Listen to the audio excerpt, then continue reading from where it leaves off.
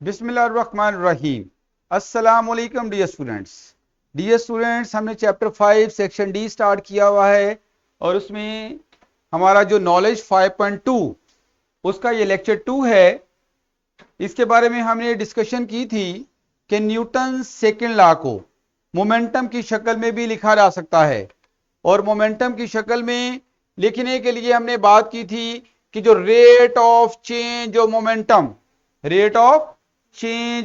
Momentum of a body is equal to applied net force. जब भी किसी object के ऊपर नेट फोर्स लगेगी तो वो नेट फोर्स क्या करेगी, उस ऑब्जेक्ट के मोमेंटम को चेंज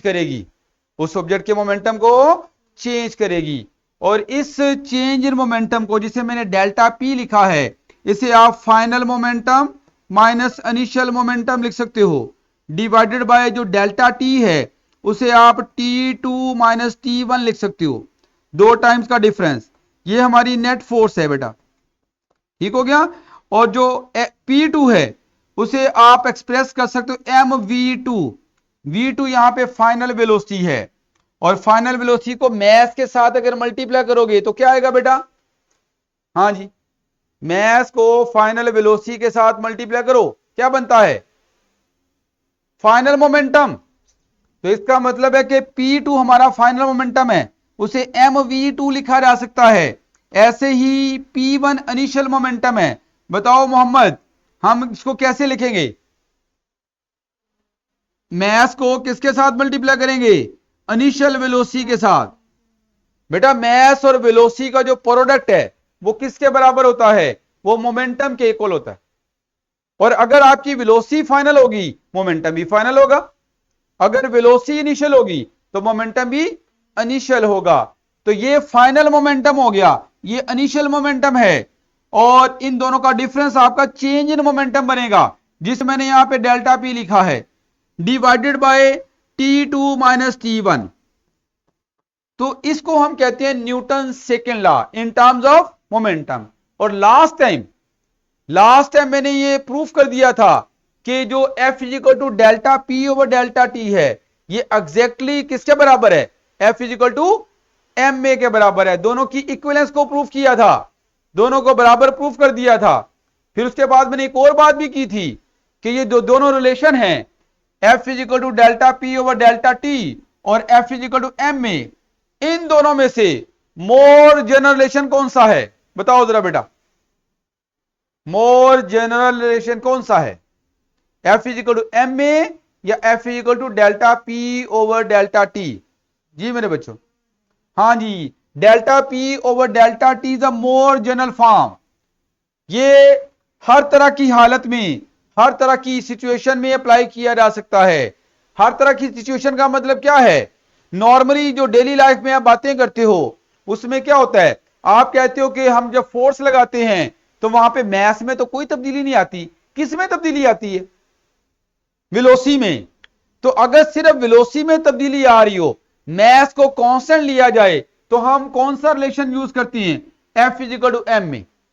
लेकिन अगर कोई ऐसा केस बन जाए, ऐसा सिनेरियो बन जाए जिसमें हमारे पास क्या हो कि मैस भी तब्दील हो रही हो या वेलोसिटी भी तब्दील हो रही है, ये दोनों तब्दील हो रही हो, तो फिर आप इस फार्मूले को अप्लाई करोगे, F is equal to delta P over delta T. इसलिए हम कहते हैं ये तमाम सिचुएशन में एप्लीकेबल है, चाहे मैस कांस्टेंट हो, चाहे मैस तब्दील हो रही हो, चाहे वेलोसिटी कांस्टेंट हो, वेलोसिटी तब्दील हो रही हो, आप हर सिचुएशन में F is equal to delta P over delta T को अप्लाई कर सकते हो।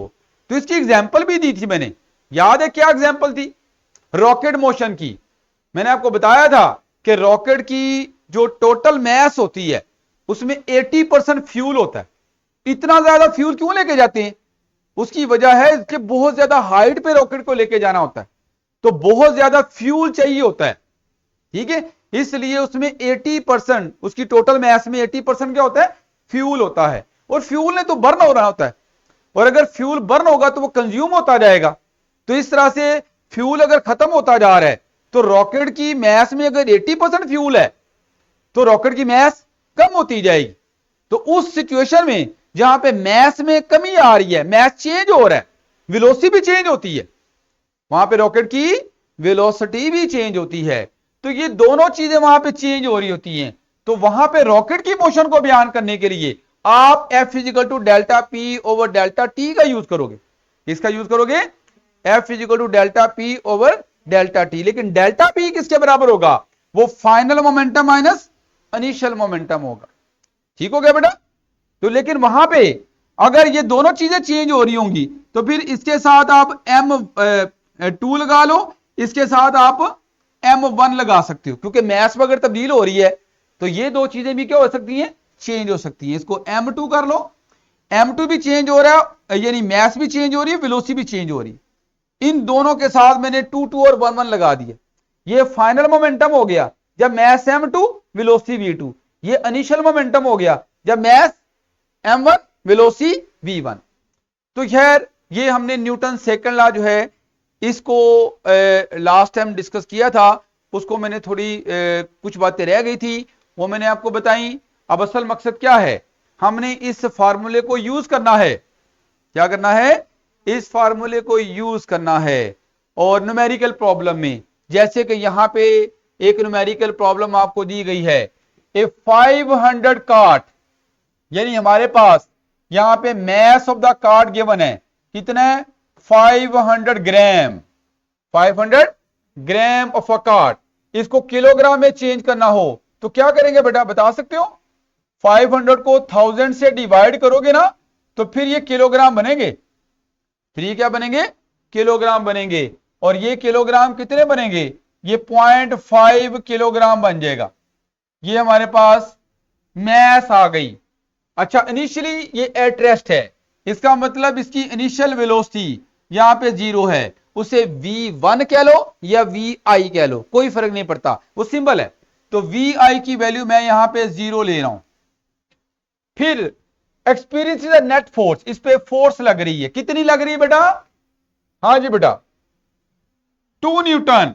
तो फोर्स की वैल्यू भी हमें बता दी है, फोर्स यहां पे 2 न्यूटन है। अच्छा, इसके बाद in the positive direction, last time momentum के बारे में हमने बात की थी कि हम क्या करते हैं कि एक डायरेक्शन को एज ए रेफरेंस डायरेक्शन ले लेंगे, और नॉर्मली राइट डायरेक्शन को हम क्या लेते हैं? रेफरेंस।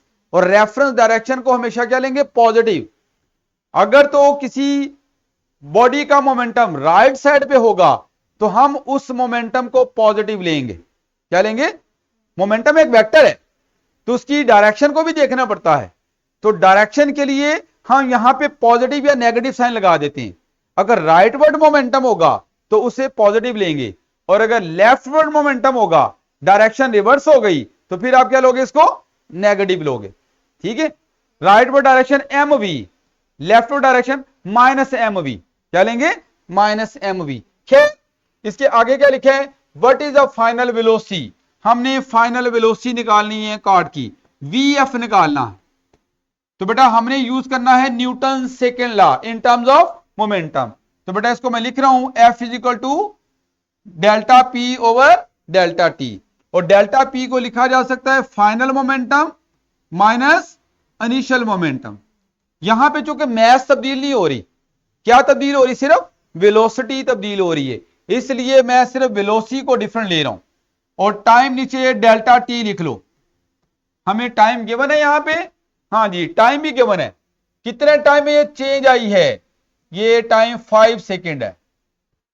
तो बेटा अब इसमें आप जरा करो, वैल्यूज पुट करो। फोर्स की जगह पे क्या पुट कर देंगे? 2 आ जाएगा यहां पे। ठीक है? और MVF माइनस MVI, VI की वैल्यू क्या है बताओ जरा? VI की वैल्यू 0 है। इसका मतलब ये वाली जो टर्म है ये तो हमारी 0 हो जाएगी। ठीक है? बाकी क्या बचेगा? MVF और डेल्टा T।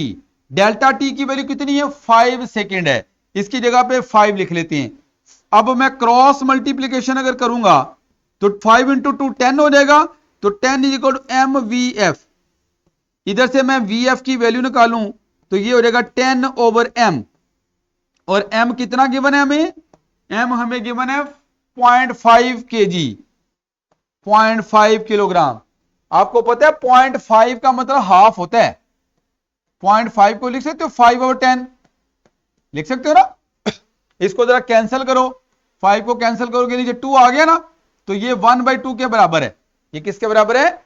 1/2 के बराबर है। तो मैं फिर इसको अगर ऐसे लिख लूं 10/0.5 को 1/2 लिख लूं, तो ये 2 ऊपर जाके मल्टीप्लाई हो जाएगा। इस तरह से क्या बन जाएगा? ये 20 kilogram metre per second. Sorry, ये हम वेलोसिटी निकाल रहे हैं, तो ये मीटर पर सेकेंड आएगा सिर्फ। ये हमारे पास मीटर पर सेकेंड आएगा। तो आपने देखा कि Newton second law in terms of momentum का इस्तेमाल किया और आपने वेलोसिटी निकाल ली। इस्तेमाल का मतलब हमने इस फार्मूले को यूज किया जिसको हमने Newton second law in terms of momentum कहा है। अब अगला सवाल भी देखो, ये भी बिल्कुल उसी तरह का मिलता जुलता है, लेकिन इसमें फोर्स निकालनी है। इसमें मैस की वैल्यू हमें कितनी गिवन है बेटा? मैस हमारे पास कितनी है बेटा? मैस 300 ग्राम। जी बेटा, इसको अगर किलोग्राम में चेंज करना है तो क्या करेंगे? 1000 से डिवाइड करेंगे। तो बेटा आपको डिवाइड करना आता है, ये 2 0 कैंसिल हो जाएंगे। 3/10 लिख लो, या 0.3 भी लिख सकते हैं इसको, 0.3 किलोग्राम। इसके अलावा moving with the velocity of 5 metre per second, यानी यहां पे इनिशियल वेलोसिटी कितनी है? 5 metre per second. 5 metre per second. ठीक हो गया? It collides with the stationary wall. ये एक वॉल के साथ कोलिजन करती है, ये वॉल है। ठीक है, इस तरह से ये वॉल है और हमारे पास जो बॉल है ना वो मूव कर रही है राइट साइड पे। इधर मूव कर रही है कितनी वेलोसिटी के साथ? 5 मीटर पर सेकेंड वेलोसिटी के साथ मूव कर रही। अब ये कोलिजन करके क्या होती है? रिबाउंड होती है, इसकी वेलोसिटी रिवर्स हो जाती है। फाइनल वेलोसिटी रिवर्स हो गई, और रिवर्स डायरेक्शन को, लेफ्ट डायरेक्शन को क्या लोगे? नेगेटिव। तो यहां पे आप जो वेलोसिटी है vf उसे माइनस में दिया गया है। वेलोसिटी कितनी हो गई? -3 मीटर पर सेकेंड। बात समझ आ गई बेटा? Initial velocity positive, final velocity negative. Velocity भी तो वेक्टर है ना, तो जो भी जब डायरेक्शन रिवर्स होगी, अगर राइट डायरेक्शन पॉजिटिव है तो लेफ्ट डायरेक्शन को आपने नेगेटिव लेना है। चलो बेटा ये भी हो गया। आगे क्या लिखा है? इफ द कोलिजन लास्ट बरकरार रहती फॉर 0.1 सेकेंड, 0.1 सेकेंड के लिए लेती है, तो टाइम हमारे पास कितना आ गया बेटा? 0.1 सेकेंड। तो बताओ what average force does the ball exert on the ball? बताओ ये जो बॉल है अगर इसकी वेलोसिटी चेंज हुई है तो इसका मोमेंटम चेंज हुआ कि नहीं हुआ? मोमेंटम किस पे डिपेंड करता है? जी मेरे बच्चे, मोमेंटम किस पे डिपेंड करता है? कैसे डिफाइन करते हो मोमेंटम को? मैस और वेलोसिटी का प्रोडक्ट। इसमें मैस तब्दील हो जाए तब भी मोमेंटम तब्दील होता है, वेलोसिटी तब्दील हो जाए तब भी मोमेंटम तब्दील होगा। बताओ यहां पे वेलोसिटी तब्दील हुई है, हाँ, उसकी मैग्नीट्यूड भी तब्दील हुई है, डायरेक्शन भी तब्दील हुई है। इसका मतलब वेलोसिटी चेंज हुई है, और अगर वेलोसिटी चेंज हुई है तो मोमेंटम भी चेंज हुआ है। तो न्यूटन सेकंड लॉ की तरफ आ जाओ जरा, इन टर्म्स ऑफ मोमेंटम। बताओ मोमेंटम कौन चेंज करता है? मोमेंटम कौन चेंज करता है? फोर्स। फोर्स लगाओगे तो मोमेंटम चेंज होगा। यही तो न्यूटन सेकंड लॉ है, rate of change of momentum of a body is equal to applied net force. Force होगी तो मोमेंटम में चेंज आनी। तो बताओ इस बॉल का मोमेंटम किसने चेंज किया? इसमें भी फोर्स लग रही। कौन सी फोर्स? लेकिन किसने लगाई? बताओ। बॉल ने। भाई जाके बॉल एक्शन करेगा, तो बॉल ने दीवार पे एक्शन किया, तो दीवार ने क्या किया? रिएक्शन फोर्स लगाई, और उस रिएक्शन फोर्स ने बॉल के मोमेंटम को चेंज कर दिया। समझ आ गई बात बेटा? तो एक बात याद रखनी है कि फोर्स लगाओगे, नेट फोर्स, शर्त है नेट फोर्स, नेट फोर्स लगाओगे तो तभी मोमेंटम में क्या आएगी? चेंज आएगी। तो इट मीन यहां पे मोमेंटम चेंज हुआ है। हमें अब करना क्या है? एक तो टाइम भी गिवन है और फोर्स निकालनी है जो कि वॉल ने एक्सर्ट की। वॉल फोर्स लगा रही है, क्योंकि यहां पे और कोई फोर्स नहीं है, सिर्फ वॉल की फोर्स है, इसलिए वॉल की फोर्स को आप नेट फोर्स कहोगे। अगर दो फोर्सेज होती तो फिर उनका सम करते, अगर सेम डायरेक्शन में होती, और अगर अपोजिट होती तो फिर क्या करते, उनका डिफरेंस लेते। याद है ये हमने बातें की थी कि अगर एक मार्कर पे एक फोर्स इधर लगाता हूं, एक फोर्स इधर लगाता हूं, ये 10 न्यूटन है, ये 5 न्यूटन है, तो बताओ नेट फोर्स कितनी होगी? 5 न्यूटन। आप बड़ी फोर्स में से छोटी फोर्स को माइनस करोगे। अगर मैं 10 न्यूटन इधर लगा रहा हूं, 5 न्यूटन भी इधर ही लगा रहा हूं, आप बताओ नेट फोर्स क्या होगी? 15 न्यूटन।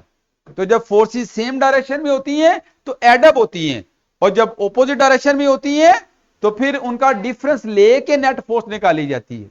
क्लियर हो गया बेटा? तो एवरेज फोर्स कैसे निकालेंगे बेटा, बताओ जरा। Rate of change of momentum is equal to applied force. तो rate of change of momentum का मतलब है कि change in momentum divided by time. Change in momentum को टाइम से डिवाइड करना है। डेल्टा यहां पे चेंज को जाहिर करता है। खैर, चेंज के लिए फाइनल मोमेंटम में से मैंने किसको निकाला है? इनिशियल मोमेंटम को। तो फाइनल मोमेंटम हमारे पास mvf है, इनिशियल मोमेंटम mvi है। वैल्यूज पुट कर दो यहां पे। m की वैल्यू कितनी है? अच्छा, मैं इनमें से अगर m कॉमन भी ले लूं तो बाकी क्या बचेगा? vf minus vi divided by delta t। तो बेटा m की वैल्यू कितनी है? 0.3, यानी 3/10 भी लिख सकते हो उसको। और vf की वैल्यू क्या है? -3, इसको लिखोगे -3। और vi की वैल्यू कितनी है? 5, उसे आप 5 लिखोगे डिवाइडेड बाय टाइम। टाइम कितना है? 0.1। 0.1 का पता है क्या? 0.1 को 1/10 लिख सकते हैं। 0.1 का डेसिमल खत्म करना हो तो क्या करोगे? तो 1 लिखा, डेसिमल के बाद जितने भी नंबर्स हैं, डिजिट्स हैं, उतने जीरो लगा दोगे 1 के साथ, तो 0.1 1/10 के बराबर होता है। तो मैं इसकी जगह पे 1/10 लिख सकता हूं। ये मैंने 1/10 लिख दिया। अब बताओ, ये 10 इस 10 के साथ कैंसिल भी हो जाएगा, लेकिन चलो इसको ऊपर ले जाते हैं। ये क्या हो जाएगा? 3 ऊपर चला गया, 10 भी ऊपर जाके मल्टीप्लाई हो गया, और ये वाला 10 नीचे रहा। ये वाला 10 ऊपर जाके 3 से मल्टीप्लाई हो गया, और इधर क्या आएगा? -3 -5 -8 आ जाएगा। ठीक है, 10 के साथ कैंसिल। 3 को -8 से मल्टीप्लाई करो, -24 न्यूटन। ये फोर्स माइनस में क्यों आई, जरा ये भी बता दो। हाँ जी, बॉल ने लगाई, किधर लगाई है? राइट साइड पे या लेफ्ट साइड पे? लेफ्ट साइड पे। राइट पे किसने फोर्स लगाई थी? बॉल ने। और लेफ्ट पे किसने फोर्स लगाई? बॉल ने। और जो भी डायरेक्शन लेफ्ट साइड पे आ जाएगी उसके लिए क्या यूज करोगे? माइनस साइन अप्लाई कर दोगे। लेकिन शर्त है कि वो वेक्टर हो। जितने भी वेक्टर्स हैं उनमें चूंकि डायरेक्शन होती है, तो डायरेक्शन को बयान करने के लिए आपको यहां पे प्लस और माइनस साइन इस्तेमाल करना पड़ेगा। अगर डायरेक्शन रिवर्स हो रही है, एक डायरेक्शन रेफरेंस डायरेक्शन पॉजिटिव, और जो उसके ऑपोजिट डायरेक्शन होगी उसको क्या लोगे? नेगेटिव। जैसे अपवर्ड डायरेक्शन को पॉजिटिव ले लो तो डाउनवर्ड डायरेक्शन नेगेटिव ले लोगे। रिवर्स डायरेक्शन को आप हमेशा किससे जाहिर करोगे? नेगेटिव साइन के साथ जाहिर करोगे। अब आते हैं अगले पॉइंट की तरफ, हमारा जो असल टॉपिक है अभी, व्हाट इज इंपल्स। बेटा, इंपल्स का जो कॉन्सेप्ट है ये कहां से आ गया, ये भी आपको समझ आएगा। पहले थोड़ा सा मैं आपको दोबारा इसको बताऊं क्या है चीज, कि जब भी किसी ऑब्जेक्ट का मोमेंटम सडनली चेंज होता है, कब चेंज होता है? सडनली चेंज होगा, तो वहां पे फिर हमें इंपल्स का कॉन्सेप्ट इस्तेमाल करना पड़ता है। अब इंपल्स को डिफाइन कैसे किया जा रहा है? सडन को समझते हो? सडन मोमेंटम कहां पे तब्दील होता है? जहां कोलिजन होती है। जैसे यहां पे एक बॉल की वॉल के साथ कोलिजन हुई थी, तो इसमें सडन मोमेंटम चेंज हुआ। या जहां पे एक्सप्लोसिव फोर्स इन्वॉल्व हो, क्या इन्वॉल्व हो? धमाका करने वाली फोर्स।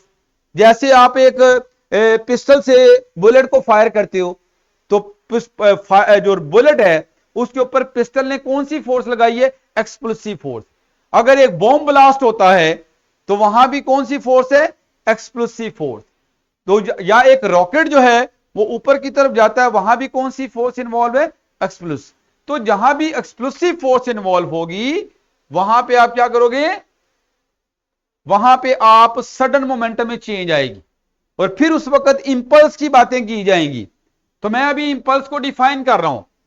जब किसी ऑब्जेक्ट के ऊपर लार्ज फोर्स लगाई जाए और शॉर्ट टाइम के लिए लगाई जाए, लार्ज फोर्स लेकिन शॉर्ट टाइम के लिए एक्ट करे, तो उस केस में प्रोडक्ट ऑफ टाइम और फोर्स, इसे इंपल्स का नाम दिया जाता है।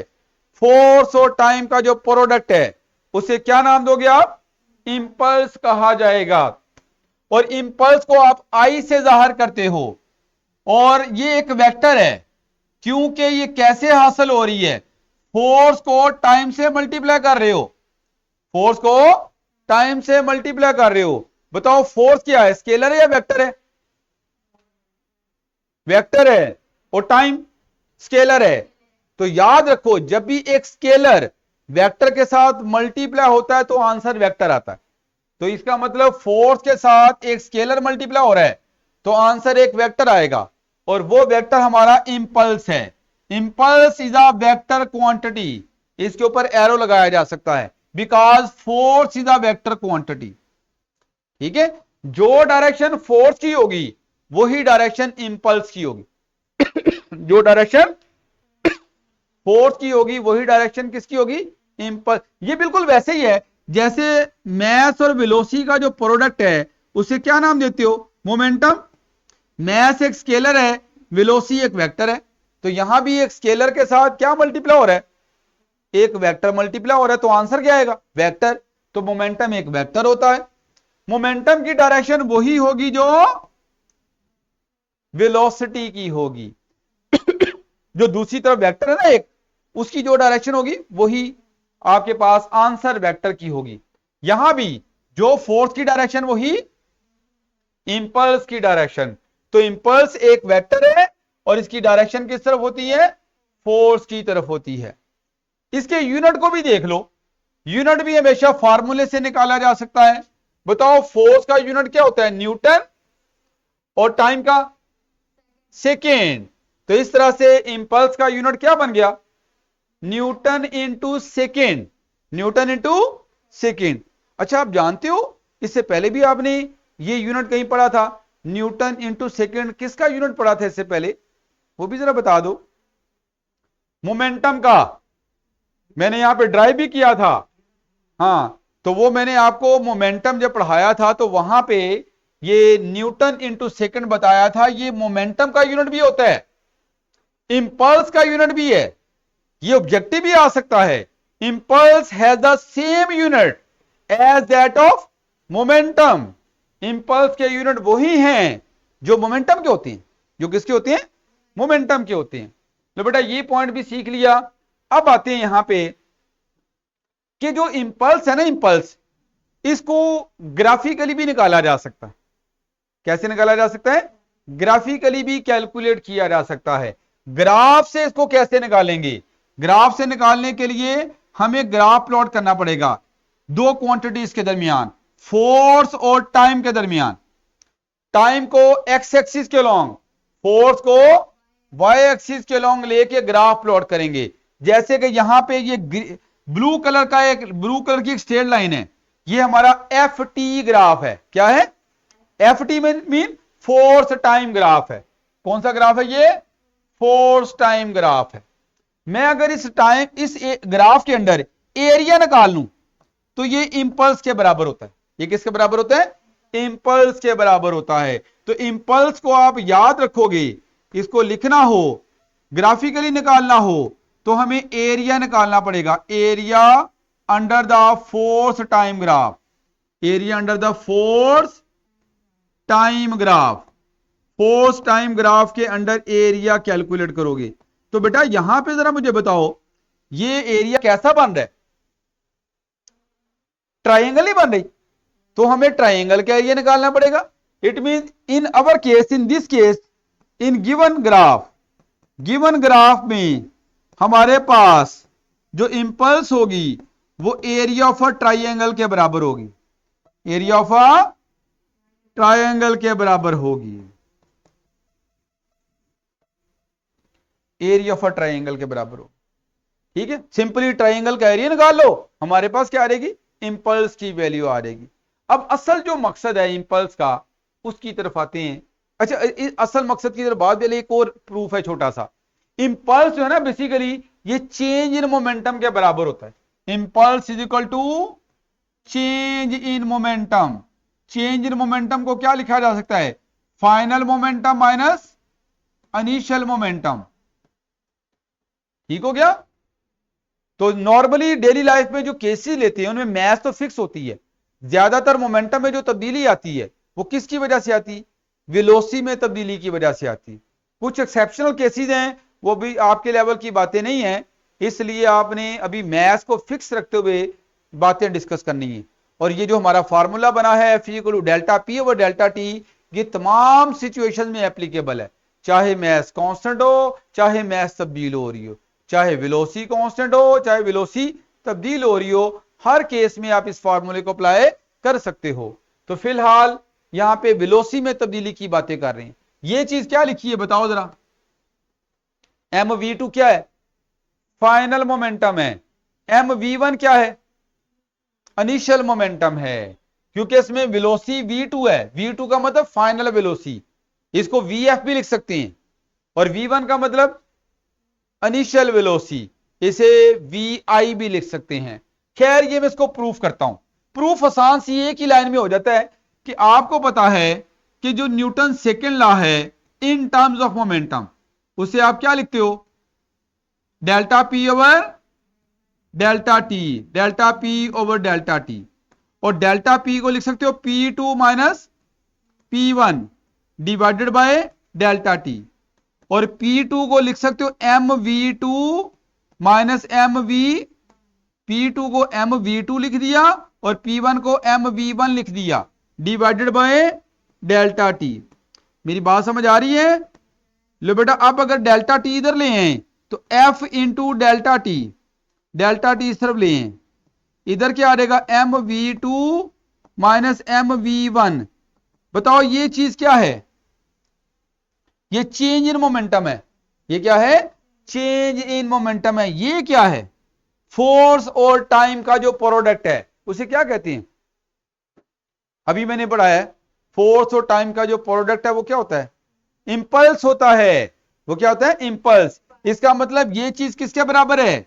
ये इंपल्स के बराबर है। इसकी जगह पे हम इंपल्स लिख देते हैं। और ये चीज क्या है? ये चेंज इन मोमेंटम है। ये क्या है?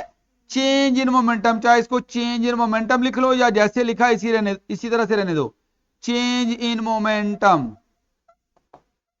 तो इंपल्स किसके बराबर होता है? इंपल्स किसके बराबर? चेंज इन मोमेंटम के बराबर है। ये एक शॉर्ट क्वेश्चन आता होता है। ये वैसे सारी मैंने बातें इधर लिख भी दी हुई हैं, मैंने इधर अलहदा से ड्राइव भी कर दिया कि जो इंपल्स है वो चेंज इन मोमेंटम के इक्वल होता है। अब आते हैं असल जो कहानी इंपल्स के बारे में है, उसको डिस्कस करते हैं। बेटा जो मैंने भी आपको कहा था, इंपल्स का कॉन्सेप्ट कब आता है? जब सडन मोमेंटम में चेंजेस आ रही, जब मोमेंटम में सडन चेंजेस आए। और सडन चेंजेस किस केस में आती हैं? कोलिजन में, या जहां पे एक्सप्लोजन हो रही हो। क्या हो रही हो?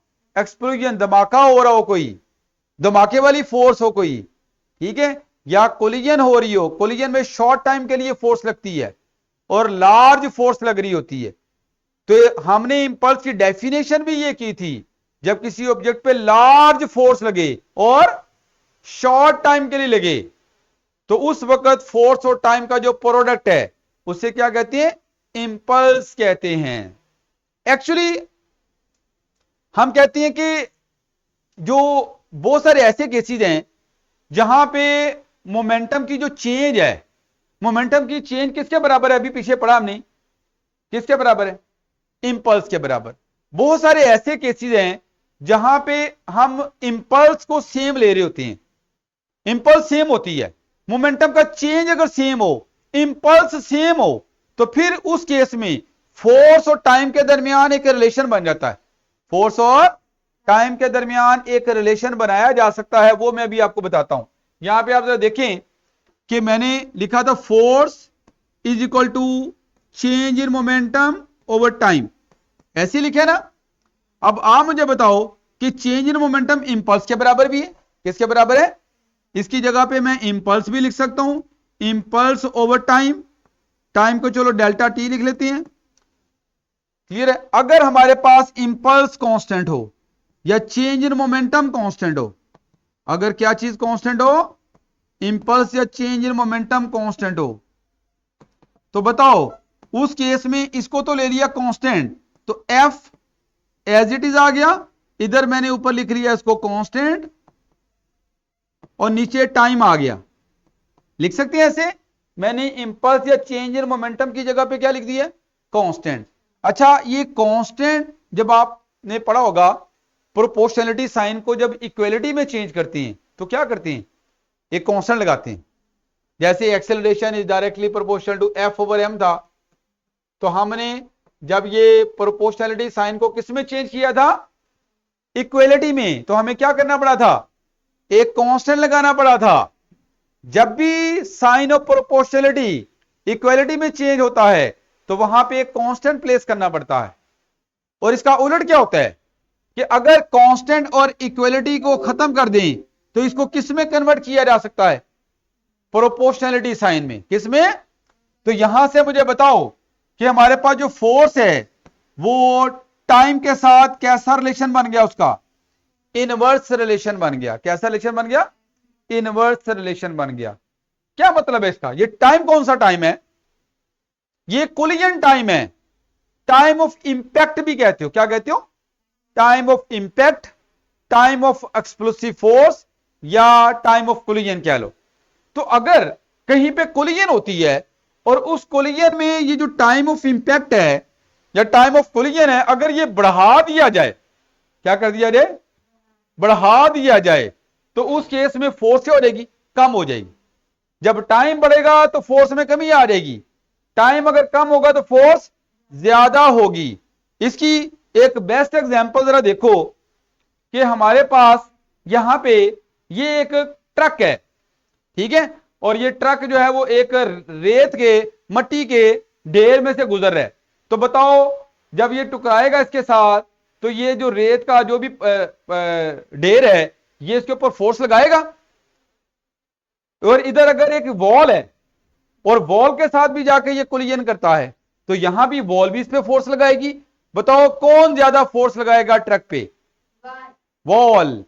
शॉर्ट टाइम के लिए फोर्स लगनी है, यहां पे कोलिजन होगी तो कोलिजन टाइम शॉर्ट होगा, कोलिजन टाइम शॉर्ट होगा तो वॉल की फोर्स ज्यादा होगी, टाइम कम फोर्स ज्यादा, और ज्यादा फोर्स की वजह से ये ट्रक का क्या हाल हो गया, ठीक है। जबकि इधर जब ये रेत के ढेर में से गुजरा है तो उसको कुछ भी फर्क नहीं पड़ा। क्यों, क्योंकि यहां पे काफी देर तक कोलिजन होती रही, काफी देर तक क्या हुई है, कोलिजन होती रही, कोलिजन टाइम ज्यादा था। कोलिजन टाइम ज्यादा होने की वजह से हमारे पास जो फोर्स है उसकी वैल्यू क्या हो गई है, कम हो गई है। तो इस तरह से आपने ये सीखा कि टाइम अगर बढ़ा दोगे तो फोर्स कम हो जाएगी, टाइम कम होगा तो फोर्स ज्यादा होगी। और भी एग्जांपल्स हैं, ये आपने कभी देखा हो गाड़ियों में, या इसके अलावा जो कभी आपने फौजी लोग जब जंग लड़ते हैं तो वहां पे उन्होंने बोरियां रखी होती हैं, कौन सी, रेत की बोरियां रखी होती हैं। क्यों, वो रेत क्या करती है, अगर कोई बुलेट आती भी है तो रेत के अंदर दाखिल होते वहां पे टाइम ऑफ कोलिजन क्या हो जाता है, बढ़ जाता है, जिसकी वजह से बोरी के ऊपर जो फोर्स होती है वो कम हो जाती है और बोरी अपनी जगह पे रहती है। अगर वहां पे कोई कंक्रीट की वॉल लगाई जाए तो वो क्या होगी, उसको गोलियां मारेंगे तो वो तो टूट फूट के आगे जाएगी, उस पर फोर्स ज्यादा लगेगी। तो जहां पे आपका टाइम ऑफ कोलिजन बढ़ाया जाएगा, क्या बढ़ाया जाएगा, टाइम ऑफ कोलिजन बढ़ाया जाएगा तो फोर्स क्या हो जाएगी, कम हो जाएगी। ये एग्जांपल एक और भी है, ये देखो गाड़ियों के अंदर एयर बैग होते हैं, अगर खुदा ना खास्ता एक्सीडेंट हो जाए तो वो जो एयर बैग है उसमें हवा होती है, वो हवा के साथ आप डायरेक्टली स्टीयरिंग पे नहीं लगते बल्कि वो एयर बैग के साथ लगते हो।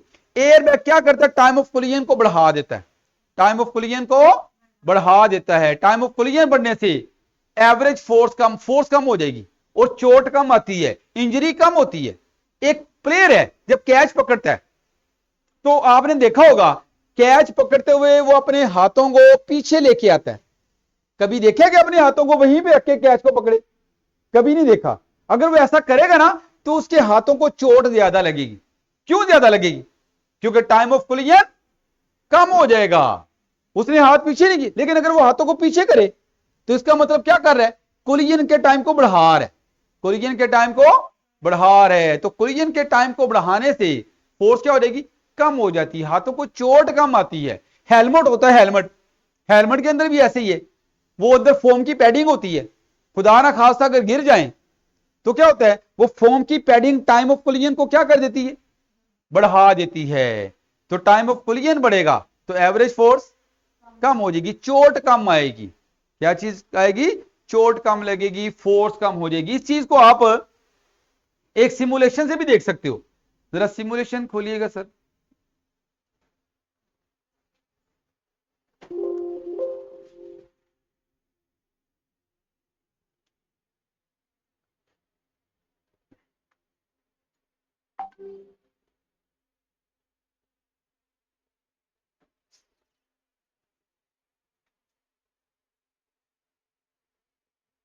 जी बेटा ये जरा देखिए हमारे पास यहां पे ये वाई एक्सिस, ये ग्राफ भी ये साथ आएगा एक, इधर वाई एक्सिस के लॉन्ग फोर्स है और एक्स एक्सिस के लॉन्ग क्या है, टाइम है।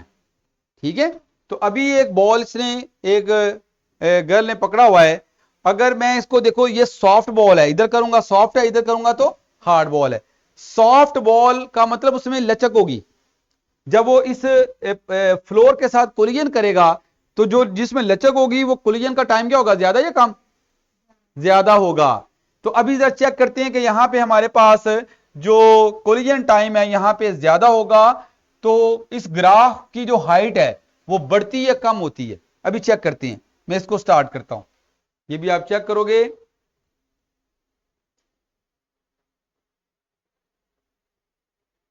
ये जैसे बॉल आएगा, ये देखो ये कितनी देर तक वो कोलिजन होती रही है इलास्टिसिटी की वजह से। इधर बताओ ग्राफ की जो हाइट है वो किस क्वांटिटी को बताती है, उस क्वांटिटी को बताती है जिसको आपने वाई एक्सिस के लॉन्ग लिया हो। वाई एक्सिस के लॉन्ग हमारे पास क्या है, फोर्स, तो मैक्सिमम हाइट कितनी आई है यहां पे, 10। और ये जो इसका इस ग्राफ की जो विड्थ है वो टोटल टाइम को बता रही है। कितना टाइम लगा यहां पे, तकरीबन 0.3 सेकेंड, टाइम 0.3 सेकेंड है, और फोर्स कितनी है, मैक्सिमम यहां पे 10 न्यूटन है। अब जरा मैं क्या करता हूं कि इस बॉल को अगर हार्ड कर लें, अब देखते हैं यहां पे, इसको दोबारा यहां पे, सॉरी स्टार्ट। अभी चेक करते हैं कि यहां पे क्या होता है। पहले फोर्स 10 न्यूटन थी, टाइम 0.3 सेकेंड था, टाइम ज्यादा था। अब चेक करें कि ये हार्ड है, अब देखो टाइम कितना है, लेस देन 0.1 सेकेंड है, और ग्राफ की हाइट बहुत ज्यादा होगी, और फोर्स तकरीबन 35 न्यूटन के करीब चलेगी। इसका मतलब टाइम ऑफ कोलिजन कम किया, हार्ड बॉल यूज करके टाइम ऑफ कोलिजन कम कर दिया, तो फोर्स ज्यादा होगी। हमारा ये जो स्कल है ना, स्कल, ठीक है ना, स्केलेटन जो है, यानी ये इतना सा कि 5 न्यूटन फोर्स लगे ना तो ये टूट जाए। लेकिन ये जो स्किन है और जो बाल हैं इन्होंने क्या किया हुआ है, ये जब आप इसके ऊपर कोई आके फोर्स लगती भी है तो उसकी वजह से टाइम ऑफ कोलिजन बड़ा होता है। स्किन और बालों ने टाइम ऑफ कोलिजन को क्या किया होता है, बढ़ा देती है, जिसकी वजह से फोर्स कम लगती है, चोट कम आती है, बचाव है हमें इस चीज से। अभी ये जो आपने कभी देखा हो, जरा वापस,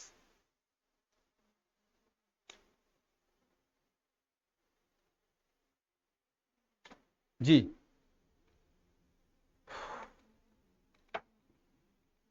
बेटा ये पत्थर को हिट मारो जरा, एक स्टोन है उसको किक मारो और एक फुटबॉल को किक मारो, किस में चोट ज्यादा आएगी, क्यों, क्योंकि ये हार्ड है, इसमें टाइम ऑफ कोलिजन कम होगा। इसमें टाइम देखा 1/100 सेकेंड, 100वां सेकेंड, 100वां कह रहा हूं, 100th part of second, 100th part, 100वां हिस्सा सेकेंड का।